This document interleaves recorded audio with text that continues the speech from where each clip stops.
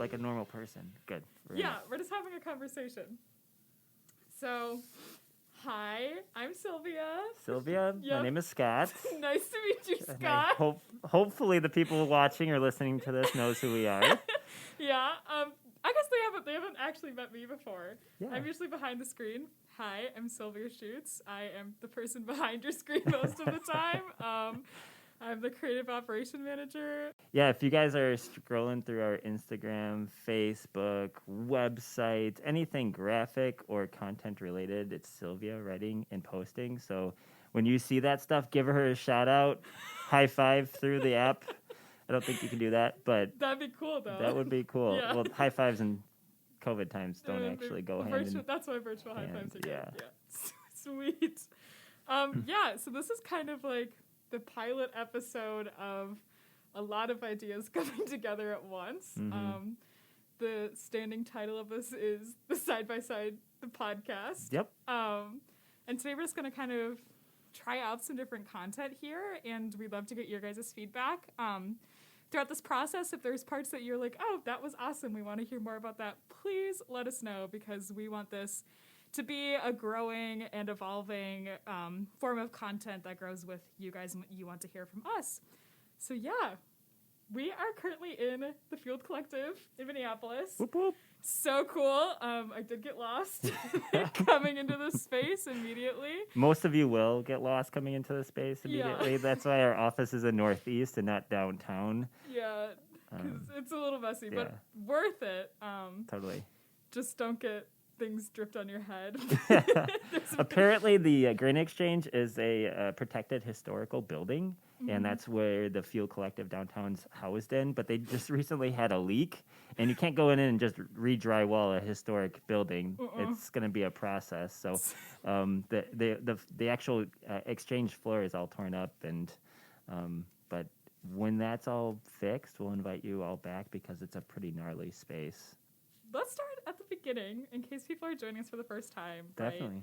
If they have never been exposed to side-by-side content before, obviously they know us now. Yeah. But what got you started here? What is your story, and why are you passionate about sharing it with other people? Love it. So side-by-side didn't happen overnight. It started when I first moved to the Twin Cities, and a couple of years into living here, I fell in love with my wife and the city, and I decided to stay. But rewind a little bit, is my twin brother, Drew Hoefler, also business partner and part owner of Side by Side, hence the Side by Side name, decided he was going to join me in Minneapolis. We had graduated from Iowa State.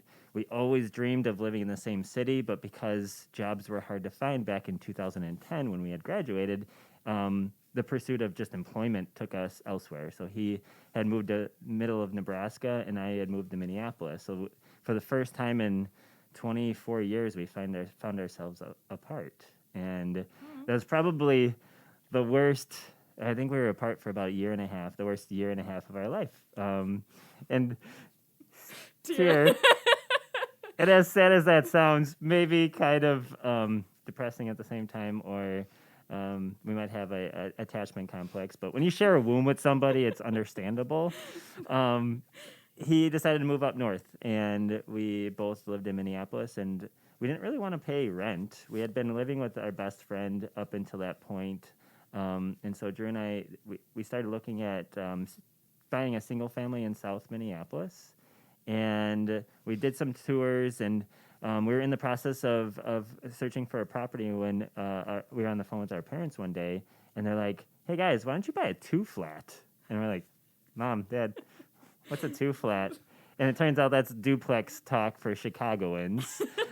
And so we moved in. We decided, hey, Dad, I don't know anything about owning a duplex or being a landlord or what that entails.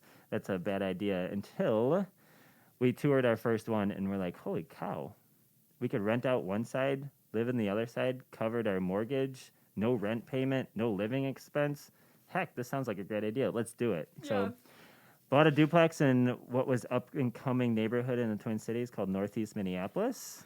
And now it's kind of the bee's knees, and lived in one side, rented out the other. Our mortgage was covered, and we were living like kings. Yeah. Yeah. I'm not saying you guys were like trendsetters and totally started the move to Northeast, but I mean, is that what you're claiming? There's a correlation there. Yeah. Like you could argue Dangerous Man, the Yeah. twins, Yeah. one of the two. Thank us. Yeah, you can thank Scott and Drew. If you like Northeast at all, definitely thank us.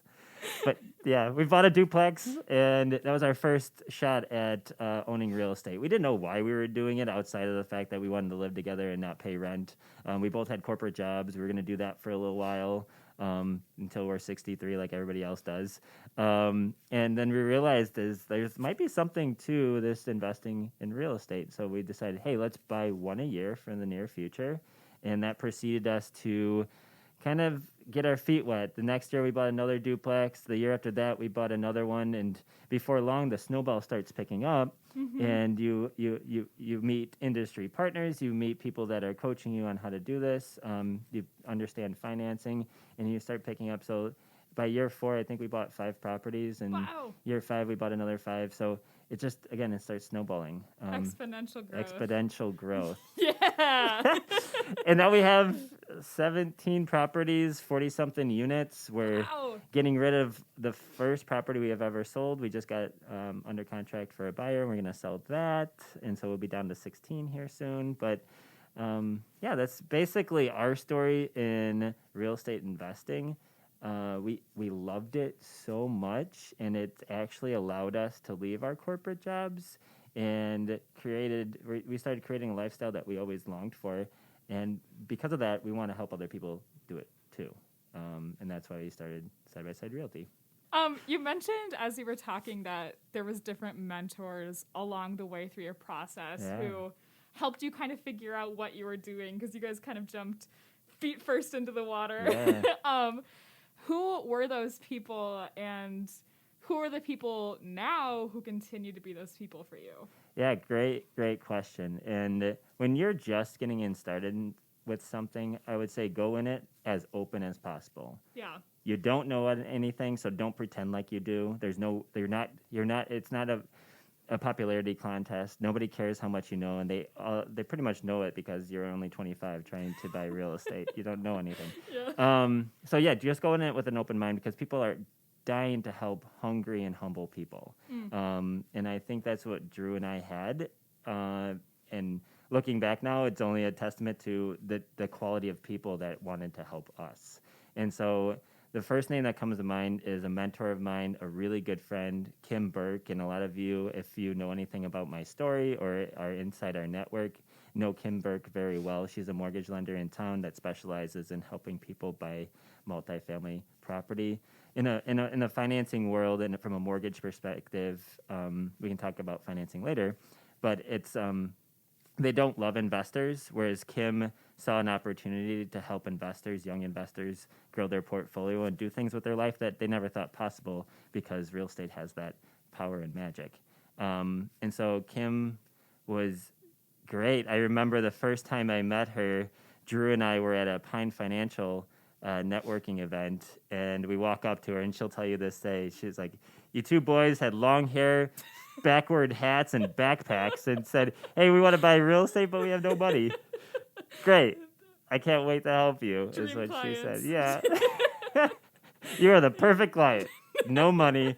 Obviously don't know anything about what you're doing. But yeah, it was just her approach, and I think she just saw the fire that we had for wanting to do something what we thought was crazy. But the thing is, like, she's been doing it for so many years, she didn't think it was crazy. And I would say, if you have a crazy idea and you approach somebody that you want to mentor you, and they say, you're right, that's a crazy idea, that's probably not the right mentor. You want somebody that's like, yeah, you think it's a crazy idea, but I see it as being something that you're more than capable of doing. And so that's what Kim saw. She said, you guys think you're crazy, but I think it's possible. So she helped us buy our first couple of duplexes. That's so awesome. What an inspiring story. And shout out to Kim. Yeah, shout out to Kim. Have you ever had ideas that seemed so good in the moment? I mean, I know if you've been following us for a while, you've put this idea right now. Yeah, right. This one seems fantastic. Soon to be told. I know if you guys have been following us for a while, you've probably seen some of the webinars we've done on mistakes in the past, but not necessarily thinking about mistakes. But have there ever been ideas that were so crazy you didn't follow through? And do you have any crazy ideas that you're thinking about now that you're hoping to put into motion in the future? Luxury porta potties. Okay, I need a lot.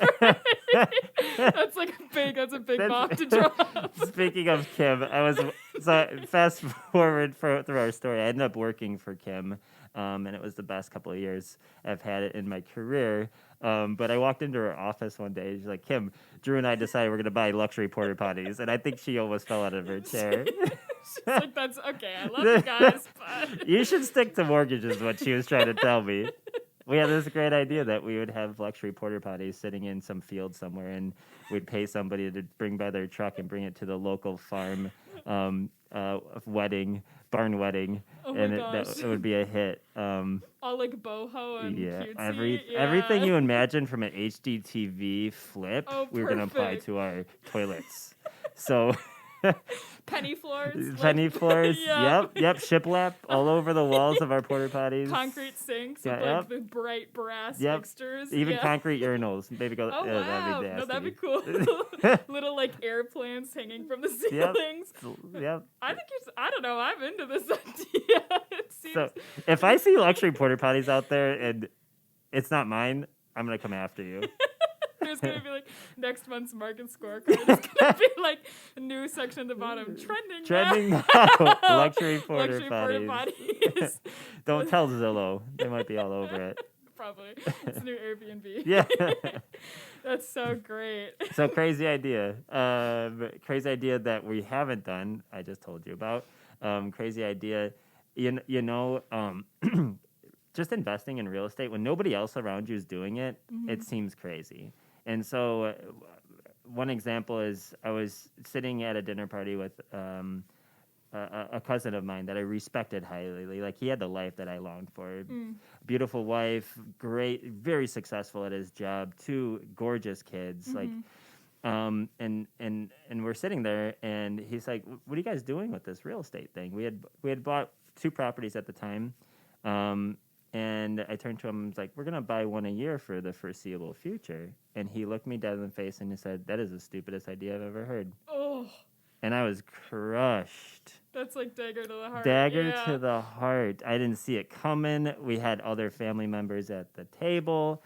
And I'm just like, and at the time, like, it got to me because I had just gotten started. It was an idea that we had that seemed good, but I wasn't far enough into it to combat it in any way, shape, or form. I didn't even have a proof of concept. I wasn't successful at it yet. Yeah. And so that just shows you that just because it's not what everybody around you is doing doesn't mean it's so crazy it shouldn't be done. And I think we need to continue to level up ourselves, level up the people around us to pursue dreams and experiences and goals and desires that just don't seem normal because they're not. If they were, everybody would be doing it. And so Dave Ramsey says it a lot of times is live like no one else so you can live like no one else. And so our goal, like, we've bought a few properties. There's other people that have way more real estate than we have, but what we own has allowed us to pursue a business, a career, a lifestyle that we never thought possible working at our corporate jobs. So now I get to sit in front of you and tell my story and hopefully inspire other people to dream a little bit too. Absolutely. So if you were talking to like somebody who was wanting to get who was interested, had the crazy idea of wanting to get started, right? A lot of our content is oriented around how are you getting started, where's the best place to go? And obviously you guys are an incredible resource. So if like you could talk to yourself in the past with the force that you have now, what would be the thing that you would say that you feel would be most helpful to a young investor who's just getting started and has the crazy idea but feels in that space where they're maybe alone and has a cousin they respect who totally shoots them down. Crushes them. Yeah. So when you're getting started in real estate specifically, and now there's a lot more resources out there than when even I was getting started. And when I was getting started, there was even more resources than generations past. Yeah. And of course, when I was getting started, we were coming out of the greatest economic crisis that we've seen since the Depression. It was caused by real estate. So there was a stigma when my twin brother and I bought our first duplex that this could happen again soon, anytime soon. Like we can see a fallout, and it could be because of real estate. In the history of economic crashes, real estate has never caused it but one time. So that's something to think about. Is like it was definitely a fluke, and it was an artificial market up until 2008. Yeah. But when you're just getting started, now there's so many resources, and I would learn and listen to and talk to as many people as possible. Is you can jump in head first and get started without doing your due diligence or without learning much. It definitely is a way of doing it. You're gonna get a lot more scars and wounds from it. So because there's so many resources available to you, go online, find bigger pockets first and foremost. Yeah. And Sylvia's heard me talk about Brandon Turner a lot. This is true. One day she'll be on Brandon Turner's podcast. I'm sure of it. This is a tangent story, but Scott was like, one of the first tasks Scott gave me was, Sylvia, just email as many podcasts as possible. And I was like, oh, so I should email Brandon Turner. Like, that's what I'm hearing right now is I should send an email to Brandon Turner from Bigger Pockets asking if Scott can come speak. I was like, this is the best idea. So I drafted an email and had it all ready, and then I come to my meeting on Monday, like, Scott, I did it. I wrote the email. And Scott's face is just white. He was like, You did what? Okay. Do you know who you just emailed? It's like, Brandon freaking Turner. I was like, I haven't sent it yet. I still haven't sent the email. Because I'm sure there's a comma that's missing or something. And I'm going to it's probably blow it for me. Yeah, that's on my business plan for this year is send the email to Brandon. But yeah, as you're just reaching out to people, and Brandon Turner is definitely a great resource to start with. He's a national resource. He's a local Minnesota guy that started an online platform for young investors and investors who've been in it for a while to just get free quality information, because there's a lot. And here's something to not do: never pay somebody a ridiculous amount of money for their secrets and training courses. They don't exist. The only secrets you can learn is by doing it and talking to the people who have done it without having to pay them. Because there's a lot of programs out there.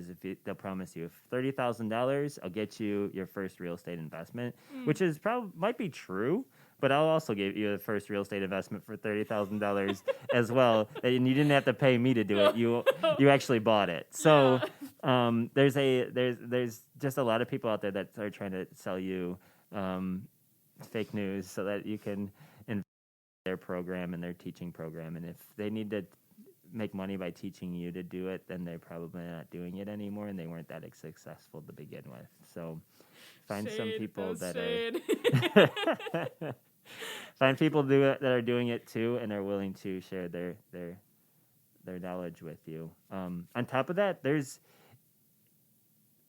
growing up, there's one thing that back in the day when I was Sylvia's age, I was self-conscious about it. I'd always find somebody that was better than myself at the thing that I wanted to do, and I watched their every move. I listened to them. I talked to them. Whether it was sports, if I was playing basketball, I'd find a point guard inside my conference that was just a baller, and I'd watch everything he did, and I'd learn from him, and I'd start dribbling like him because he was the quality of basketball player that I wanted to become. If I was in school and there was somebody that got straight A's, I'd watch and learn how they talk to the teachers, what classes they took, because I wanted straight A's too, and I ended up with straight A's because they did. I just saw myself doing what they did. In real estate, find somebody that is way better than you are at real estate and watch their every move. Sit with them, talk with them. They're probably doing stuff, so they need help. So ask them if you can help them. Be specific. Is if you see them flipping a house, say, hey, can I go and demo the bathroom for you. Of course, like you can't do anything wrong in a demo. Yeah, I'd love for you to demo the bathroom for me. Just offer to be there so you can soak up their knowledge. Don't just sit down and say, "Hey, tell me what you know." Yeah. It's like, no, I got things I need to do, but help them do the things that they need to do. So if you're getting started, just try to help. I think that's advice. That's definitely advice. I think that's advice. Yeah. Yeah, that works. That works. That'll work. Thinking again about like where you are now, if you're talking about somebody who, I think a big problem that I see, at least even like my peers, is that there's the fear of plateau. Yeah. That you're going to get started in something and there's that adrenaline rush of I'm doing something brand new and it's super invigorating. And then you hit that spot where you realize, okay, I did it. How can I continue to grow? What advice would you give to somebody who had that enthusiasm, went out there, demoed a toilet, but now feels stuck? Wow. I've listened to hundreds of podcasts, and that was one of the best questions I've ever heard. Thank you. And I've never heard that. And something that Drew and myself went through, I would say 5 years ago. Mm-hmm. And I think every investor, if you're trying something that you've never done before, you're always going to hit a ceiling. Once you break through that ceiling, it's going to start feeling easy because you're putting the processes into place. You're making the relationships you need to do. But at some point, you're going to find yourself up against that ceiling of complexity again. Yeah. And so you do hit those plateaus. Don't get discouraged during that plateau. Don't think you're not doing anything right. That means you're actually in a good place to start growing again. Mm-hmm. It might mean because you got too comfortable. Yeah. When you were first getting started, you're going to every networking group and you're doing social skydiving, and then you've picked up a couple of properties, or in anything that you're doing, you started making some progress. You stopped doing the things that put you outside your comfort zone. Mm-hmm. And I would say always be pushing that comfort zone, but enjoy the plateau, because that's a time when you can start buckling down on your processes and you can start really making the concrete decisions that you need to make to turn what you thought was a hobby into a business. Mm-hmm. And so, but the plateau happens and it comes, and it might literally hit you in the face because you'll fall flat. Is that a plateau joke? Yeah, that was good. That's good. Funny. It's funny. So when that happens, push your comfort zone. And I read a book from its author was Liz Bohannon. It's called Beginner's Pluck, and it's basically how you approach business, life, things that you want to do like a beginner. Because sometimes the ignorance is bliss. The best thing you could do when you approach a situation is to pretend like you don't know what you're doing and figure it out. So always be approaching your business like you are a beginner and willing to do what it takes to make it happen.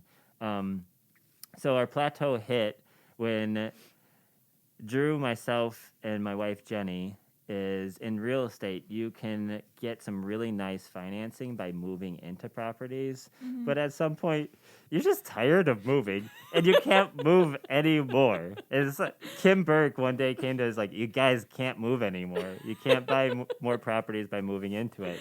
And so we're like, oh crud, I don't know how to buy any more real estate. And so that's our plateau, is our financing got basically dried up, or at least the way and strategy and approach that we were doing our financing dried up.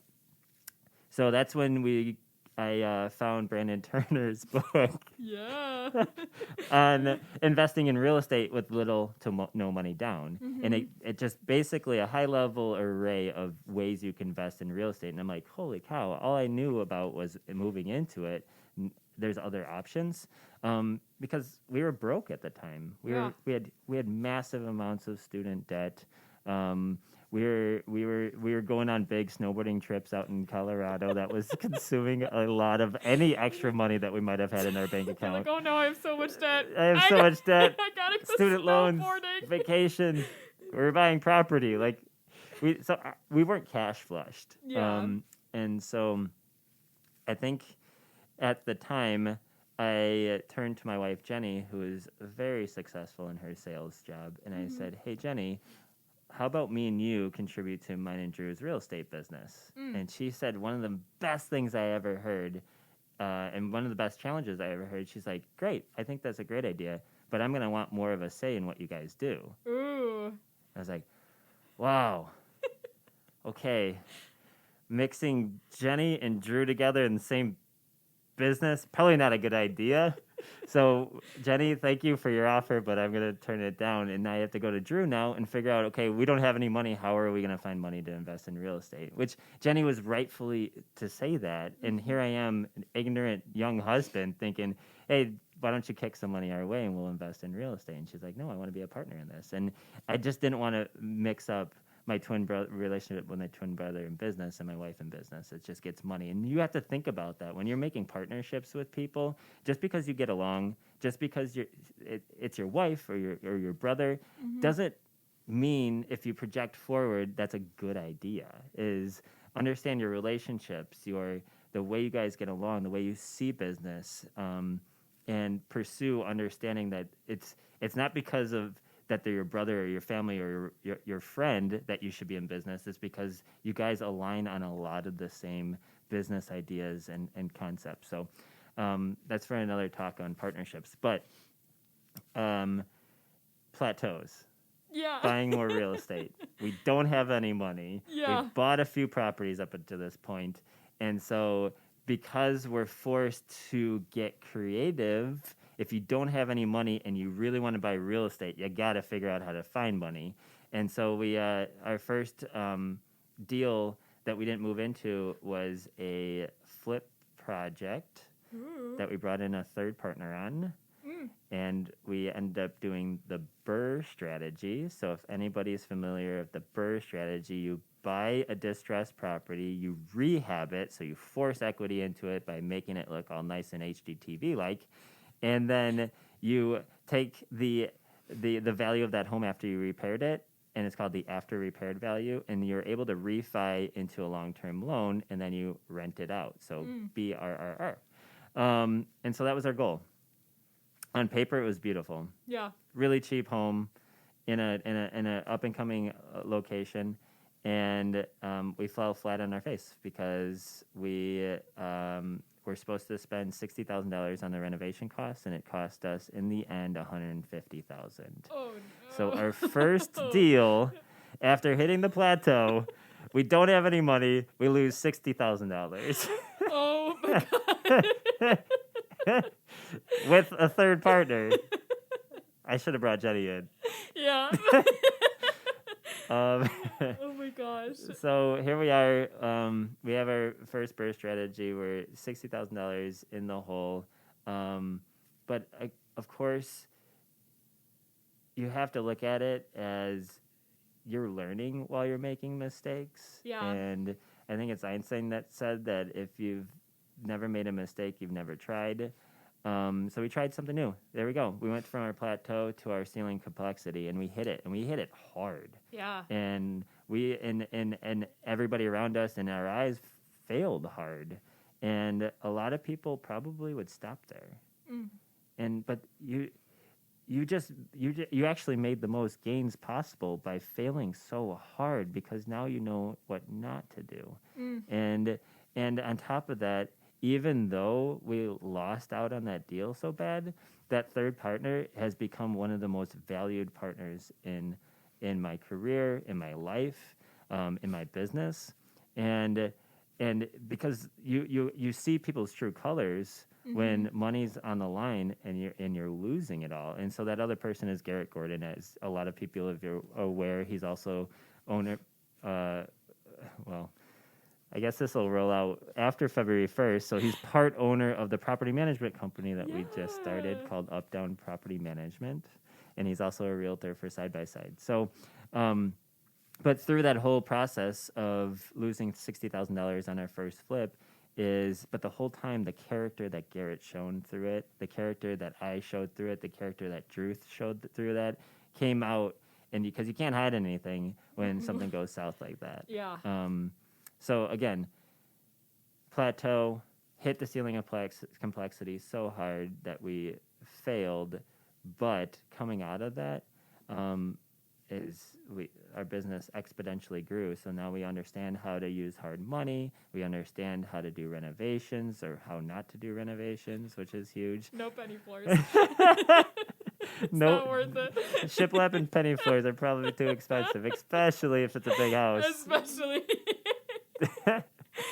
um, yeah, so great question on hitting plateaus, and I think a lot of people stop when they hit that plateau, thinking there's not much left in their growth pattern.